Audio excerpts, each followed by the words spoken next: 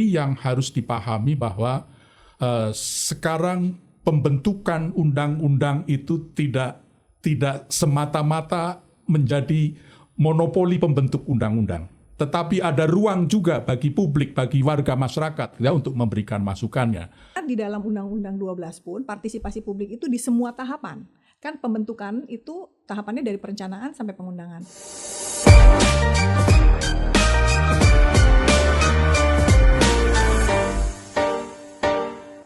Satu lagi mungkin pertanyaan dari warganet. Oke, ini kita yang sudah kita pilih dan kurasi ya. Yang pertanyaan kedua, secara formal kita punya mekanisme perencanaan yang rapi. Tadi dijelaskan oleh Bu Aisyah ya.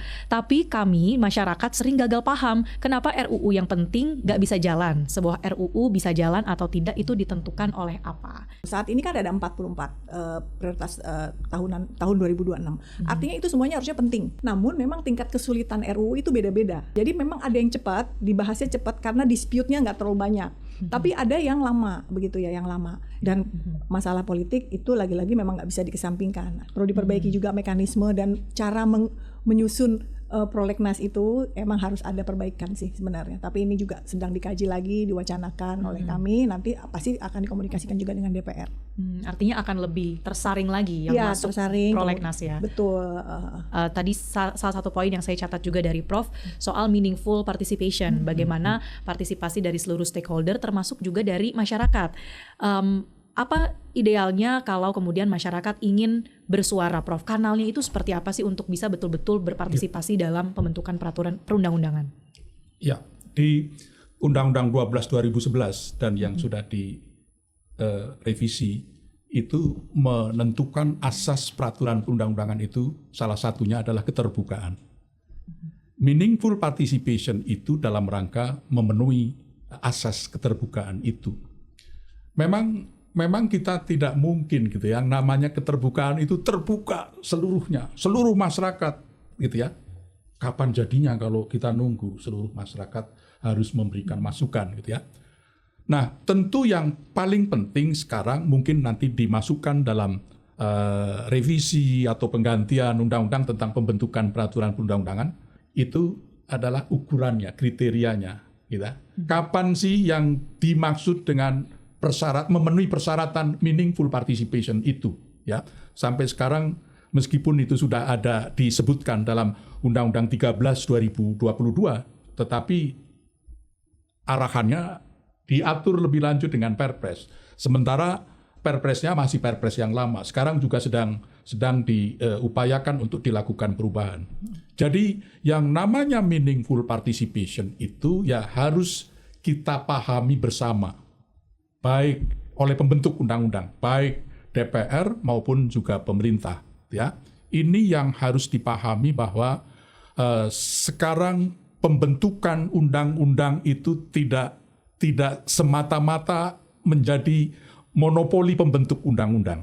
Tetapi ada ruang juga bagi publik, bagi warga masyarakat ya, untuk memberikan masukannya.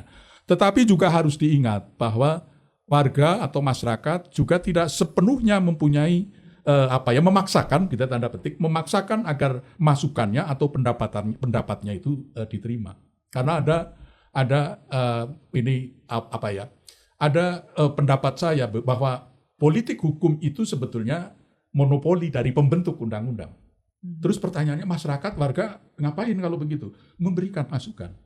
Tapi putusan untuk A atau B gitu ya. Tadi ada misalnya yang penting gitu ya, pada waktu kita membuat katakan naskah akademik itu untuk menuju pada politik hukum yang baik diberikan alternatif. Jangan alternatifnya hanya satu. Ada alternatif A, alternatif B, alternatif C. Alternatif A untung ruginya apa? Alternatif B untung ruginya apa? Alternatif C untung ruginya apa? Setelah mendapat masukan dari masyarakat. Dengan ada alternatif yang tidak hanya satu, dan juga tadi ada cost and benefit-nya, untung ruginya, manfaat mudaratnya, gitu ya. Nanti pengambil keputusan diharapkan mengambil yang terbaik itu yang mana, gitu loh. Harapannya sesuai dengan masukan dari masyarakat. Ya. Tapi bahwa sekali lagi tadi saya sampaikan bahwa pengambilan keputusan untuk politik hukum itu menjadi monopoli pembentuk undang-undang. Memang, gitu ya, memang warga masyarakat punya hak untuk didengar tadi ya, hak Iya. untuk dipertimbangkan, hak untuk dijelaskan. Tetapi bahwa warga atau masyarakat tidak punya hak right to be accepted, gitu ya. Apa yang dimasukkan, disampaikan harus diterima, tidak, gitu ya ini. Ya. Tapi tadi meaningful participation-nya kita ajak sama-sama, ayo kita diskusikan, gitu ya. Harapannya kalau dijelaskan ada kemanfaatannya gitu ya. Tapi kalau sudah enggak, ya sudah baru ya silakan ada mekanisme judicial review gitu ya. Tapi Oke.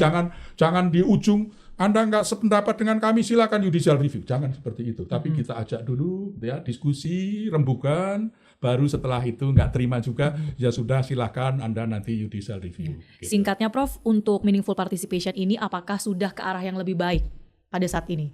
Menurut saya menuju tapi belum. Baik, nah Bu Aisyah, jadi kalau publik ingin lebih dekat, ingin lebih terlibat dalam pembentukan peraturan perundang-undangan, bisa mulai dari mana Bu Aisyah?